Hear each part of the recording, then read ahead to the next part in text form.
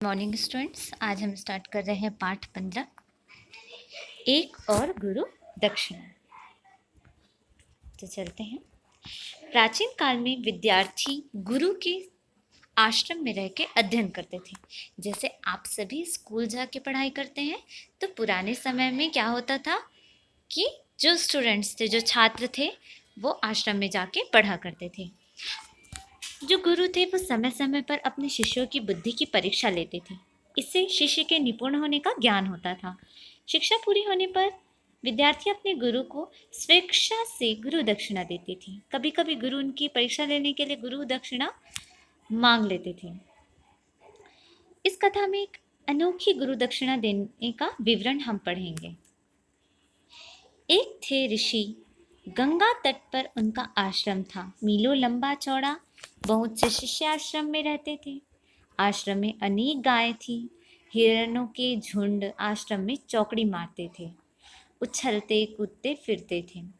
ऋषि के शिष्यों में 3 प्रमुख शिष्य थे। तीनों ही अस्त्र शस्त्र में निपुण, शास्त्र ज्ञान में पारंगत, बोलचाल में मीठे, स्वभाव में विनम्र, धरती की तरह सहनशील, सागर की तरह गंभीर और सिंह के समान बलशाली थे। वह पुराना जमाना था। उस समय आश्रम की गद्दी का अधिकारी होना ऐसा ही था जैसे किसी राज सिंहासन पर बैठ जाना। राजा स्वयं ऋषि मुनियों के आगे सिर झुकाते थे। ऋषि अपने तीनों शिष्यों से बहुत प्रसन्न थे। उन्हें वे प्राणों के समान प्रिय थे। मगर एक समस्या थी। ऋषि काफी बूढ़े हो गए थे। वे चाहते थे कि अपने सामने ही उन तीनों में से किसी एक को आश्रम का मुखिया बना दें। मगर बनाए किसे? यह समस्या भी छोटी नहीं थी। तीनों ही एक से बढ़कर एक आज्ञाकारी थे, योग्य थे और सच्चे अर्थों में मुखिया बनने के अधिकारी थे। ऋषि सोचते रहे। आखिर एक दिन उन्होंने तीनों को अपने पास बुलाया और कहा, प्रियवर, तुम तीनों ही मुझे प्रिय हो। मैंने जी जान से तुम्हें पढ़ाया लिखाया और अस्त्र शस्त्र चलाने की शिक्षा दी है। मुझे जो जो विद्याएं आती थी तुम्हें सब सिखा दी। अब केवल गुरु मंत्र सिखाना बाकी है। गुरु मंत्र किसी एक को ही बताऊंगा। जिसे गुरु मंत्र बताऊंगा वह मेरी गद्दी का अधिकारी होगा। मैं तुम तीनों की परीक्षा लेना चाहता हूँ।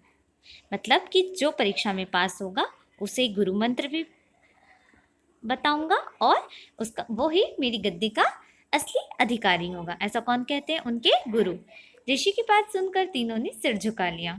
वे बोले, गुरुदेव, ऐसा कौन सा काम है जो हम आपके लिए नहीं कर सकते? ऋषि मुस्कुराकर बोले, यह मैं जानता हूँ, फिर भी परीक्षा परीक्षा है। तुम तीनों अलग अलग दिशाओं में जाओ और अपने श्रम से कमाकर मेरे लिए कोई अद्भुत भेंट लाओ। जिसकी भेंट सबसे अधिक सुंदर और मूल्यवान होगी वही गद्दी का अधिकारी होगा। ध्यान रहे, 1 वर्ष में वापस आना भी जरूरी है। ऋषि की आज्ञा पाकर तीनों शिष्य चल पड़े। वे मन ही मन योजनाएं बनाते चले जा रहे थे। उनमें से एक जो शिष्य था वो किसी राजा के पास जा पहुंचा। दरबार में जाकर उसने नौकरी करने की इच्छा प्रकट की। राजा तो ऋषि को जानते ही थे। उनका शिष्य कितना योग्य होगा यह जानने में भी उन्हें देर न लगी। राजा ने तुरंत अपने यहाँ रख लिया। दूसरा शिष्य समुद्र पर पहुंचा।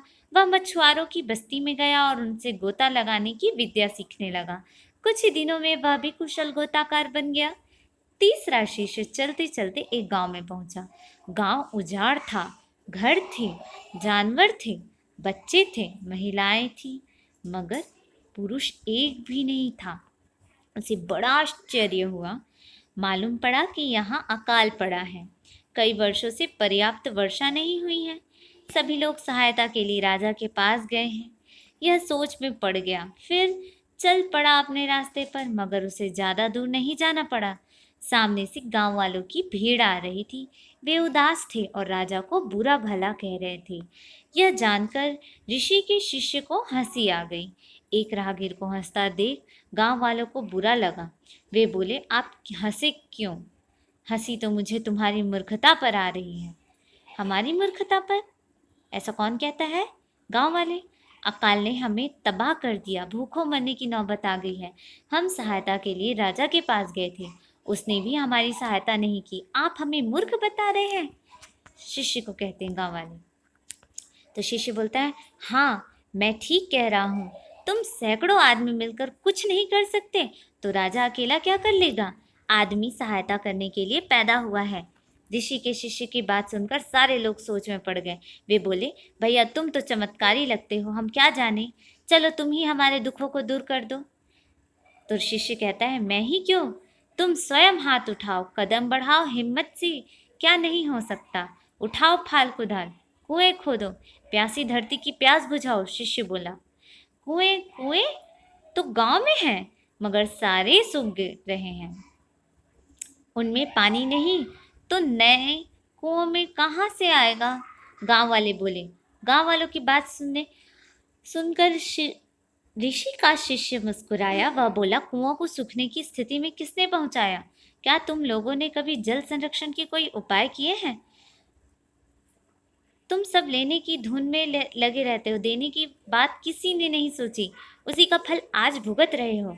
खैर, सुबह का भूला अगर शाम को घर लौट आए तो वह भूला नहीं कहा जाता। चलो कुओं को और गहरा करो, पानी जरूर निकलेगा। जमीन पर हरियाली फैलेगी तो बादल भी आकर्षित होंगे, वर्षा होगी तो उसका पानी रोकेंगे। गांव वालों की बात समझ में बात आ गई। दूसरे दिन गांव वाले कुएं खोदने में जुट गए। श्रम के मोती पसीना बनकर गिरे तो भगवान की आंखें भी भीग गई। कुओं से शीतल जलधारा फूट पड़ी। सूखी धरती हरियाली की चूनर ओढ़कर फिर से मुस्कुराने लगे। एक गांव की हालत सुधरी, फिर दूसरे की सुधरी। श्रम और साहस का काफिला आगे बढ़ा। ऋषि का शिष्य गांव गांव जाता, अकाल से लोगों को लड़ना सिखाता। दूर दूर तक उसका नाम फैल गया। सभी उसे आदमी के रूप में देवता समझने लगी। राजा के कानों तक भी यह बात पहुंची। ऋषि अपने शिष्यों का इंतजार कर रहे थे। एक दिन पहला शिष्य पहुंचा, उसके साथ हाथी घोड़े थे। उसने सिर झुकाकर कहा, गुरुदेव देखिए, राजा ने मेरी योग्यता से प्रसन्न होकर मुझे हाथी घोड़े भेंट में दे दिए।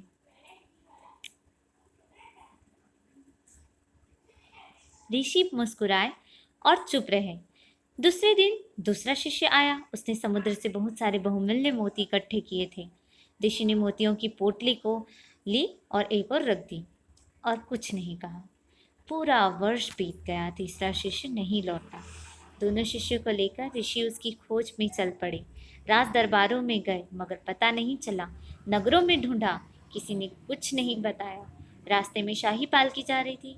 ऋषि को देखकर पालकी रुक गई। राजा नीचे उतरे, ऋषि को प्रणाम किया। ऋषि ने राजा से कहा, राजन आपकी प्रजा बहुत सुखी है, चारों ओर लहलहाती फसल खड़ी है, आप भाग्यवान हैं। तो ऋषि बोलते हैं, नहीं ऋषि देव। ऋषि की बात को सुनकर राजा बोलते हैं, नहीं ऋषिदेव, यह प्रताप मेरा नहीं देवता का है। मेरे राज्य में एक देवता ने जन्म लिया है, मैं देवता के दर्शन करने जा रहा हूँ। देवता के पैदा होने की बात सुनकर ऋषि भी चकराए। वे भी राजा के साथ चल पड़े। एक दिन ढूंढते ढूंढते किसी गांव में देवता मिल गए। धूल से सने पसीने से लथपथ गांव वालों के साथ काम में जुटे थे। राजा चकित रह गया, वह देवता कैसे हो सकता था। वह तो एक साधारण किसान जैसा था। सिर पर ना मुकुट था, ना गले में स्वर्ण के फूल की माला। राजा आगे नहीं बढ़ा, चुपचाप खड़ा देखता रहा। मगर ऋषि चिल्लाए, बेटा सुबंधु, तुम यहाँ, मैं तुम्हें ही ढूंढता फिर रहा था। कहते हुए ऋषि ने धूल धूसरित सुबंधु को बाहों में भर लिया। क्या मुझे दक्षिणा देने की बात तुम भूल गए हो, ऋषि ने कहा। तो सुबंधु बोलते हैं, नहीं गुरुजी, भूल कैसे जाता, मगर अभी काम अधूरा है। इन सारे लोगों के आंसुओं को पोंछना था। आप ही ने तो बताया था, मनुष्य की सेवा से बढ़कर महान धर्म कोई नहीं है। राजा देखते रह गए। ऋषि की आंखें भी नम हो गई। ऋषि ने भरे गले से कहा, बेटा तुमने ठीक ही कहा, तुम्हें सचमुच अब मेरे पास आने की जरूरत नहीं। तुमने इतने लोगों की भलाई करके मेरी दक्षिणा चुका दी है। जो दूसरों के आंसू लेकर उन्हें मुस्कुराहट दे दे, वह सचमुच देवता है। तुम देवता से कम नहीं। राजा का सिर सुबंधु के आगे झुक गया। आप अब कर लेंगे इसका शब्दार्थ। पाठ अच्छे से समझेंगे तो इसके प्रश्नों के उत्तर भी आप अच्छे से कर सकते हैं। Okay, thank you students, have a nice day.